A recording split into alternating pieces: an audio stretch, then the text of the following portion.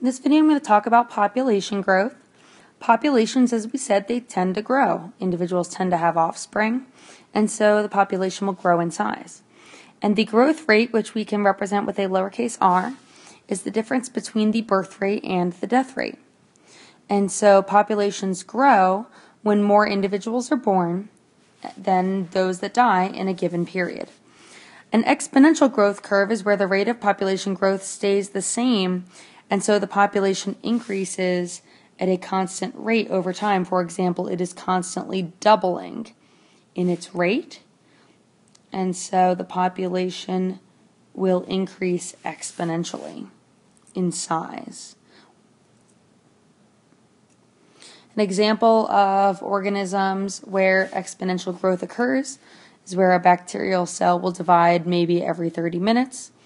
And so notice that within this, say we start with 100 bacteria, in 10 hours we will have 104 million plus bacteria.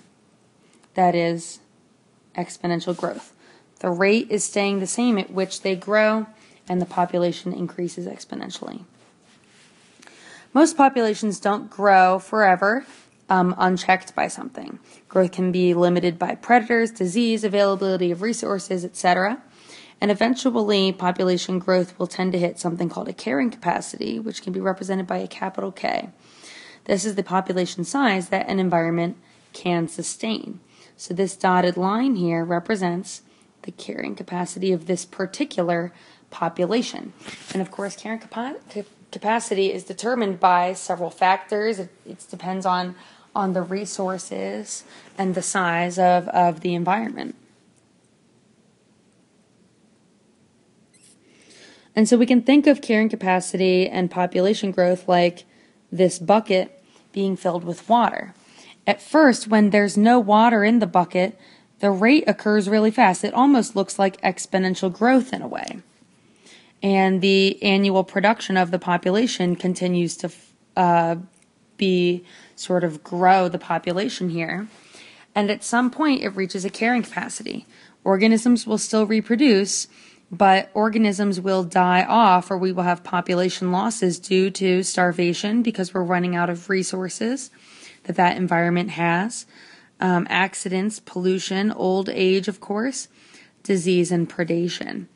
And so ultimately there will be an acceleration point, and population will slow but still grow, and then it will become at some sort of a steady state near its carrying capacity.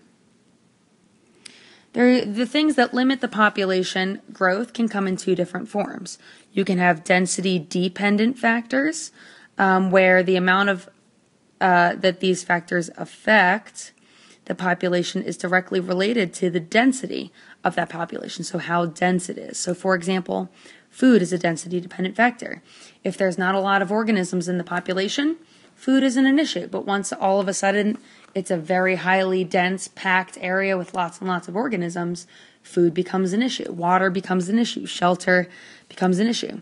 Disease becomes an issue because it'll spread more easily when it's high density. Predation obviously also becomes an issue. It becomes easier for a predator to catch a prey when there's lots of organisms.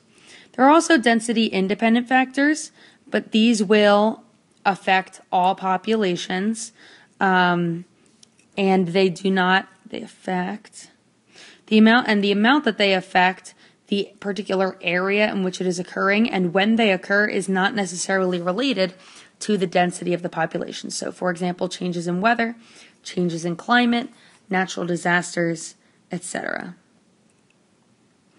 And so these limits and this pattern of growth is going to be logistic growth. And so a population in which exponential growth is limited by some amount of density-dependent factors. And as we mentioned, when the population is below carrying capacity, so when it's over here, there's rapid growth. As it approaches carrying capacity, the growth rate will slow. And then eventually, when we get to the carrying capacity, the death rate will be about equal to the birth rate, and the population will stay level at that carrying capacity. In reality, populations actually... Sorry about that, just got a phone call. In reality, populations actually end up growing to exceed their carrying capacity. They don't know what the carrying capacity is, and so they will exceed it. And then at that time, death rate will then increase significantly to be then greater than the birth rate until the population actually starts decreasing. So we see this in the picture on the side here. We go above carrying capacity, then all of a sudden death rate becomes really significant, population size decreases, all right, to the point where it falls below carrying capacity. Now all of a sudden resources are sort of more available, we then increase again. And this cycle goes on and on. And the cycle will repeat itself with cycles sort of getting less drastic over time. So you might see a growth curve that then looks like that. It still fluctuates a little bit after a period of time, but not nearly as much. So it does sort of end up right around carrying capacity. We can classify organisms by what type of growth model they use. They're going to be R-selected species, so those are going to be species that will grow exponentially when the environment allows. This is going to result in temporarily really, really large populations. And so species that are R-selected are going to have relatively short lifespans.